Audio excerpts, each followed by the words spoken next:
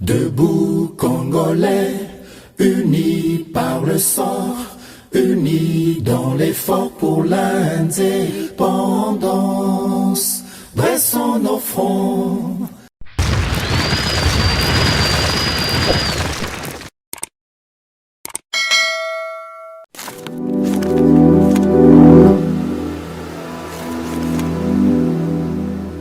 Boza, le bienvenu à GCAM Télévision, fidèles abonnés, chers téléspectateurs. Bon week-end à vous. Merci Nabino Ndenge Boponi chaîne au GCAM Télévision. Pour na komemela bino basango ya maele kakana kati ya République démocratique du Congo. Je vous dis merci également pour les choix que vous portez sur cette émission Debout Congolais dans le bakaso qui émission est bandit. Tombola bende lesika ozwami émission Debout Congolais sili bongo kobanda mwana mboka nyonso yebaka tina ya bolingo mboka poete mboka na ye eba kokende liboso na pesi mbote mingi pa papa Gérard Kabea apesa kabiso privilège ya ko présenter émission oyo na etando ya GCAM Télévision mbote pe na bino balandi esika nyonso bozwami que ça soit dans la République démocratique du Congo ou à l'extérieur de la République démocratique du Congo, n'a pas sibino matondo mingi pour la confiance et fidélité bozo accordé biso. Nalobaka ya mwete émission oyo ebanda justice yanzambe motomo côté a échappaka na contrôle nango. Soko ko échapper na justice ya mokili. Soko ko échapper na misu na biso bato ya mokili mais misu yanzambe motomo côté échouaka. Tout peut échapper na contrôle na yango tout ça la malamu parce que d'une manière ou d'une autre nous finissons tous par récolter ce que nous avons sémé. J'entre très rapidement dans l'actualité qui nous importe aujourd'hui. Délégation monene ya Congrès d'État américain composé na 3 sénateurs na 3 représentants Bakenda Kibongo Kotala Paul Kagame na Rwanda. Selon les médias rwandais, selon présidence rwandaise, délégation wana eyaki pona ko affermir ba relation bilatérale entre les États-Unis d'Amérique et les Rwanda. Mais là, selon certaines indiscrétions, il y a un travail de fond qui s'est fait entre les États-Unis d'Amérique et le régime de Kigali qui n'est plus du tout vraiment voulu par la plupart des sénateurs américains. Donc il y a vraiment une actualité au potoye va et vient oyo balai diplomatique oyo ezali il y a des États-Unis vers Rwanda ezali ko présager nini. Qu'est-ce que nous Congolais devons espérer d'une telle réalité ou bien d'une telle actualité? Évidemment, Dengue Bosili Kolandango. Et puis, toujours dans le même ordre d'idées, des sources crédibles et militaires renseignent que les militaires rwandais, Oyo, Bazali, na Centrafrique, Bazali, amassé, Bazali beaucoup plus amassé na frontière, na République démocratique du Congo. Et puis, de ces sources-là encore, Izali Kotalisa que Kigali, Azali, na action moko Azali mené auprès de Angola, na kosala ba relation entre armée rwandaise na armée angolaise. Des informations certainement inquiétantes mais oizali révélatrices. Nous y reviendrons na ba détail tout au long de l'émission à travers bien sûr analyse et décryptage il y a ba information. L'actualité c'est aussi ces conflits oyo ezali ko opposer les Bateke et les Yaka dans les Maïdombe. Vraiment on ne pouvait pas imaginer que tout près de la capitale congolaise peut encore naître une telle dose d'insécurité. Bazali ko signaler biso qu'il y a un conflit wana, il y a même des populations de l'autre rive qui sont culturellement rapprochées. Bazali ko apporter mandoki na bateau bazali de l'autre côté pour na kobomana kastadi bateke pardon. Na bayaka bazali ko bunda bitumba kuna plus les jours passent plus conflit wana za ko dégénérer bateke balingi te ke bayaka bavanda suna mabele na bango et ces conflits là ezali ko poussa été bateke s'attaquer même voir na batu mususu o bazali kovandaka na contrée na bango. Je reviendrai sur cet élément. Il y a conflit autour de la réalité nango. Les autorités doivent vraiment être très prêts. Tu sais que baza déjà prêt à la situation, mais il faut vraiment voilà de l'amour de fond pour savoir qu'est-ce qui ne va pas vraiment na coin wana ya République démocratique du Congo. Encore une fois, na pesi bino matondo mingi ndenge boponi GCAM télévision. Soki nanu au s'abonner à la chaîne OT, la meilleure façon pour vous d'appartenir à la famille de vous Congolais, c'est de vous abonner à cette chaîne pour ne jamais manquer notre actualité. Délégation munene ndenge na ute kolobawa ya Congrès d'État américain ici Libongo kokitana Kigali. Vraiment, ils étaient reçus au village d'Irugwiro à Kigali. Et c'est là, Paul Kagame, bien sûr, Yemutu, Ayabaki délégation, on a dirigé le sénateur Chris Coons. Selon la présidence rwandaise, la délégation, on a 3 sénateurs et 3 représentants du Congrès sont au Rwanda pour une visite de 3 jours afin de renforcer les relations bilatérales entre le Rwanda et les États-Unis d'Amérique. Ce que nous devons savoir, Balobi, Makamo, officiellement, ndenge nini ba relation bilatérale entre les États. Tuyebi que RDC est un pays partenaire des États-Unis. Le Rwanda aussi est un pays partenaire des États-Unis d'Amérique. Nous savons aussi que ça fait vraiment des mois que les États-Unis ont affiché de manière officielle à travers certains de membres de leur gouvernement mécontentement na bango, opinion na bango face à makambo ezali ko opposé Rwanda na République démocratique du Congo. Vraiment, tu as vu clairement que sur base de la média, les États-Unis d'Amérique ne sont pas du tout d'accord avec Paul Kagame. Il y a même les sénateurs américains, le chef du département américain chargé des affaires étrangères qui ne cesse d'acculer Kagame, qui avait écrit une lettre au Tutanga Kinabino Awa, comment Azako Senga ba sanction contre Kagame par rapport à l'acte Azali opposé, par rapport à Nenga Azali ko déstabiliser Est la République démocratique du Congo et comment Azali respectueux il y a droit de l'homme. Il y a une semaine passée avant la délégation OEA, Tumonaki Anthony Blinken à Yaki. Il est passé par 3 pays africains, Ayena Congo, Ayena Rwanda, Kouta Kendaye Kosukela. Il n'a pas hésité non plus d'Engebison Solobela Kiawa. Il a condamné ouvertement Rwanda pour Nakoloba qui n'est pas bon qu'un pays a Kendekosimiske na pays à Batou pour créer insécurité ou les aliments pour la région. Et nous savons tous que les ministres des Affaires étrangères, il y a Rwanda, a contredit sur les chambres à propos Oyo, le secrétaire d'État américain à Tenaki. Ce qui montre que Kigali, malgré les reproches au Basalaki Bango, malgré Dengue, secrétaire d'État américain à Lukaïko équilibré, pour dire aussi de son côté que les FARDC sont aussi avec les FDLR, Kigali n'a pas bronché. C'est-à-dire, Andimina Yete, Kozonga Sima par rapport, il y a Oyo américain, Pesaki Lokola, injonction.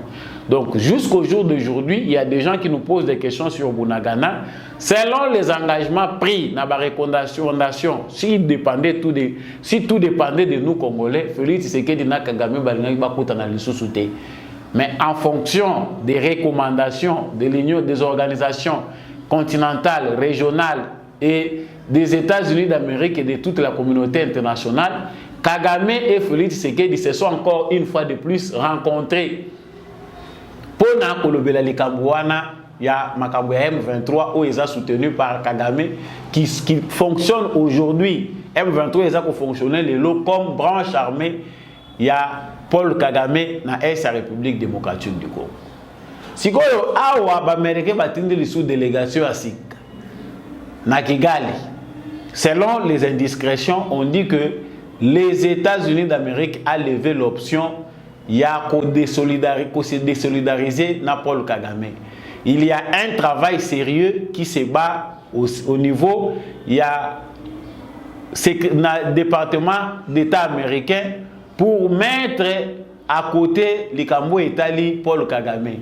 Mais bamoni qui va approcher na ba voix nyonso oyo ezalaka légitime, ba voix moko paisible pour les faire fléchir, ba comprendre yangote. Alors ces sénateurs ici bango bakei pour faire avec lui un exercice. Eza musala ba américain ceux qui ba komi na suka na yo ba ko banda ko posa yo ba exercice ba ko banda ko distraire yo. Objectif awa ya ba américain c'est d'avoir seulement l'esprit. Makambo Anthony Blinken a yebisi bango bango pe ba changer les interlocuteurs. Bokende nanu bo travailler là-dessus.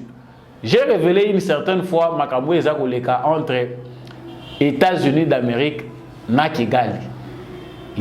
Kagame a été beaucoup favorisé na makambo Italie diplomatie na ina ba américain. Na makambo Italie makambo eza koleka. C'est-à-dire si on veut prendre une décision contre Kagame, il est déjà à la seconde, un peu comme Mobutu Ndenga Zalaki. Aza déjà au courant il y a loko bazali ko bongisela yi. Et c'est aussi comme ça que Kagame est en train de fonctionner pour na kota la ndenge nini makambo wana eza ko évoluer na de faveur na yi. Il a engagé un lobby. Parce que bateau Kagame a ko travailler na bango oyaye aux États-Unis d'Amérique, ba représentant na ye, ba chef ya ba différents lobby na ye, aza ko acculer bango lobby ke ba sali musala malamu te. Si ces rapports là et bimi na Nations Unies, ça montre que diplomatie rwandaise est faible. Si les Américains commencent à acculer Kagame directement, ça montre que batunaye ba sali musala malamu te. Chose qu'il ne comprend pas, ezali que force y attend. Ceux qui tant ou ezali sous favorable na yo te makambo ebele et ko banda ko jouer na de faveur na yo. Ça c'est ce que Kagame ne comprend pas. Mais les sources ici on nous renseigne que musala oyo baza ko sala na Kagame parce que avant ba sénateur oyo ba ya na ba représentant, on lui a envoyé avant même les secrétaires d'État américains. Ba tindela ki Kagame un groupe. Il y a des militaires, toujours dans les mêmes objectifs. Batindelier, des militaires américains, une délégation, des généraux et les autres, des lobbies, pour renforcer la coopération na Bango entre armées rwandaises na Bango, pour réévaluer le travail. Ils ont été aux côtés, il y a des chefs militaires et armés à Kagame. C'est la chose et l'autre qui après départ na bango Kagame a retiré confiance na ye na ba généraux na ye o yazalaki na mode ba chef d'état-major ba tebele ça dit ba pion na ye ya armée na yo à travers na bango il les a retiré confiance à partir ya musala na ba américain ba salaki si américain à travers na ba généraux ba chef ya armée banan Kagame se voit de plus en plus à zomona danger na côté nyons. Voilà pourquoi il avait revu certains a touché qui bisika moko na armée na ye a touché a changé ba makambu pour éviter que batouana bazala manipuler de l'extérieur. Chose qui ne marche pas parce que les Américains, outre leur mauvaise foi, Yakotika Makambo Oyo et dégénéré Pérou, Melaboyales et à Congo, ils contrôlent bien ce qui se passe à Kigali parce que sécurité à Kagame, ils allaient bien travailler, ils allaient bien connus dans le service secret américain. La seule chose que peut faire Kagame dans Benito pour s'échapper, c'est de s'allier aux opposants, il y a les États-Unis d'Amérique. Chose qui ne sera pas aussi facile pour lui comme il a facilité pour Félix Tshisekedi. Mais maintenant ici, Kagame on travaille encore avec lui. Que ce soit sur le plan politique, que ce soit sur le plan militaire, que ce soit sur le plan des renseignements, le taux se resserre chaque jour qui passe autour du régime de Kagame. En tout cas, je sais que quand on a ça, la analyse, non, ça c'est le volet, c'est une face cachée. Il y a Makambo et Zali Kosalema diplomatiquement côté ya Kagame. Mais le rôle là-bas, mission bango bayelaki bayende ko présenter lisusu série ya ba travaux ils ont exercice difficile bazana kati ya kopesa na ye des informations baza ko recueillir sur tous les plans ils auront le temps de travailler encore le gouvernement rwandais ko yiba bango mayele ko embrouiller bango parce que dans les concrets il n'y a rien au lisusu ekoki ko sala ke États-Unis d'Amérique a un argument ya pour améliorer conditions ba relations vis-à-vis na Kagame eza na ngote. Mais l'élément majeur mususu nazui awa ezali très important ezali concernant certaines informations routine na ba source rwandaise. On dit que les militaires ya Kagame na République centrafricaine parce que l'opposition centrafricaine bazali d'accord te na makambo eza koleka na République démocratique du Congo baza pe d'accord te na makambo etali présence armée rwandaise au côté armée na bango.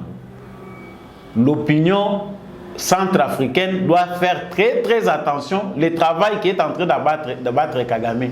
Pays mukiawa lokola likofi loba soki nani mwana mboka kombo ezoki mangai. Comment ce pays-là peut prétendre vouloir maintenant s'assurer à sécurité yende mutoko banda kotinde la batu nino yo actualité makambo ezoleka sur le plan sécuritaire. Yango moni ba centrafricain opposition na bango baza ko travailler que Kagame ne puisse plus. Kagame il ne faut pas ba militaire na bazala na Congo. Mais qu'est-ce qui se passe? Ba militaire oyo Kagame atie na Centrafrique option na ye ezali ke bazala kaka na frontière na RDC pour na éventuel cas selon stratégie na ye a imiske bango a créer parodie moko sécuritaire lisusu na frontière na biso Congo na Centrafrique. Ça se révèle déjà des sources rwandaises. Ben attention Kagame azanango muto azo fournir ba information oyo azali na ba frère na ye baza ko travailler na sécurité à Kagame. C'est ça l'option que Kagame veut faire.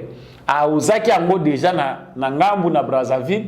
Voilà pourquoi il avait voyagé à Kendaki na Brazzaville, à Kendaki na Zambie, à Angola, na ba pays nyonso ya tamboli. L'objectif de Kagame c'est de chercher par des voies et moyens il y a pour créer, pour multiplier ba foyer attention na ba pays nyonso frontalier à RDC parce qu'il voit que Mupanjo moko yemoko atelemaki eza ko simba lisuté.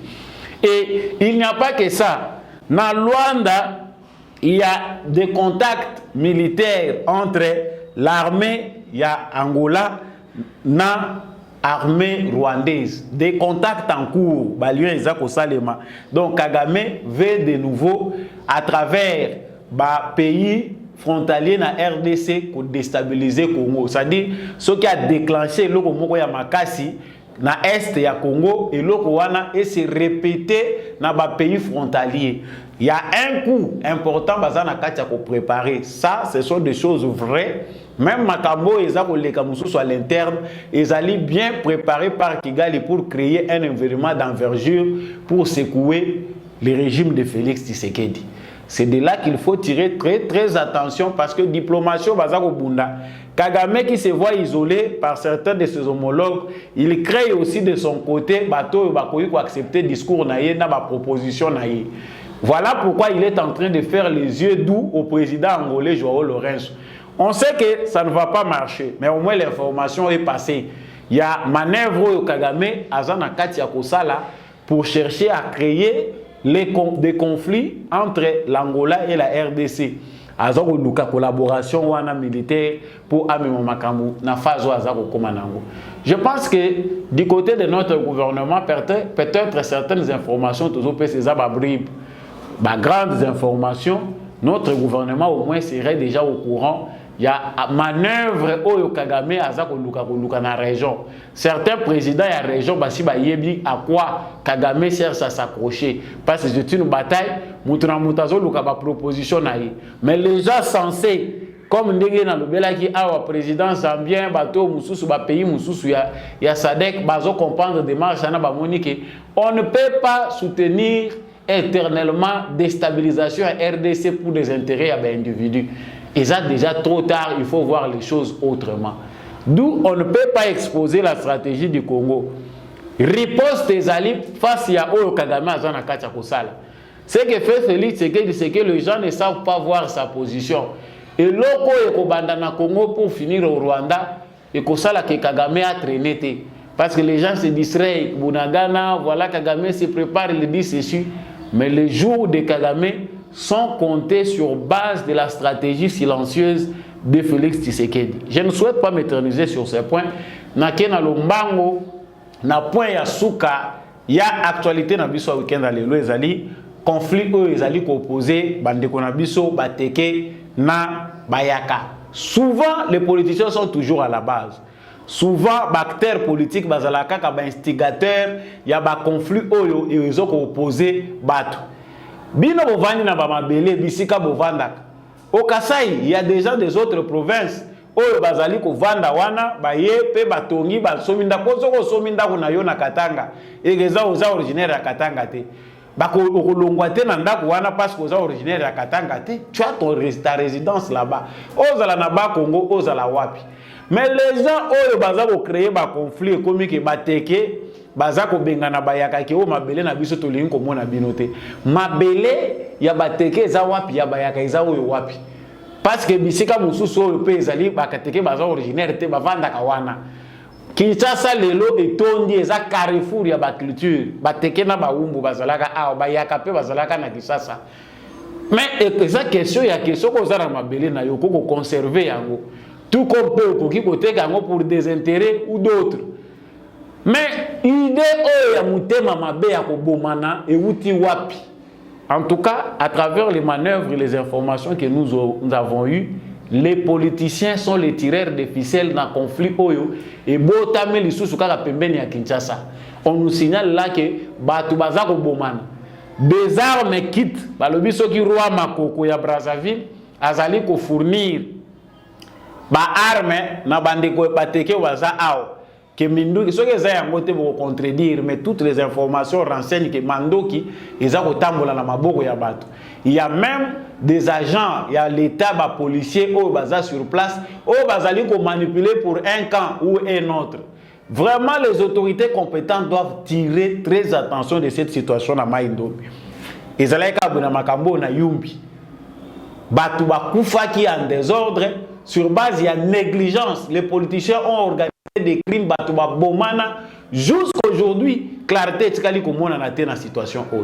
Nous devons veiller sur cette situation. Je les transmets de manière courte, sans parti pris que tout Congolais, selon la Constitution, a le droit de circuler librement sur toute l'étendue du territoire national, de faire des affaires. Aux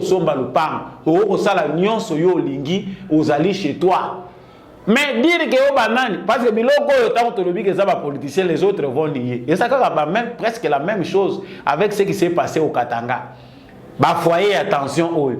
Non ba kasayen bazonge pa na bango. Mais muto sa sominda kuna ye, asombi le pango na ye na kati ya province wana ko bengana azonge pa na.